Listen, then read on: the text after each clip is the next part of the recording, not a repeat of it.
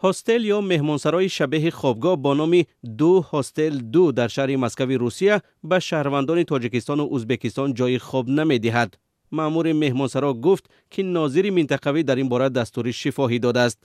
خبرنگار نشریه اینترنتی ریدوس با برگزاری سنجش خواست 3 مهاجر تخیلی را از ازبکستان در این خوابگاه جایگیر کند، اما نماینده مهمانخانه از پذیرش آنها سرپیچی کرده است. در سامانه اینترنتی مهمانسرای دو هاستل دو که در خیابان نخیموو شهر مسکو جایگیر است، اعلان مهمانسرا به شهروندان ازبکستان و تاجیکستان جای نمی‌دهد آویزان است. چرا شهروندان محض همین دو کشور بر روی خط سیاه افتادن معلوم نیست، چون این محدودیت به نمایندگان کشورهای دیگر از جمله آسیای مرکزی دخل ندارد. خبرنگار بخش ازبکی رادیوی آزادی به این مهمانخانه زنگ زد. شما شهروند کدام کشور هستید؟ ازبکستان. در اینجا اعلان مهم درج شده است که مهمانخانه به شهروندان ازبکستان و تاجیکستان جای خواب نمی‌دهد. برای چی؟ سبب شرط داده نشده است.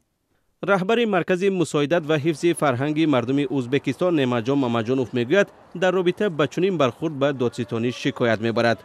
حامی حقوق مهاجران در مسکو ولنتینا چوپیک اعتراف کرد که این گونه موردها واقعا هم جای دارند.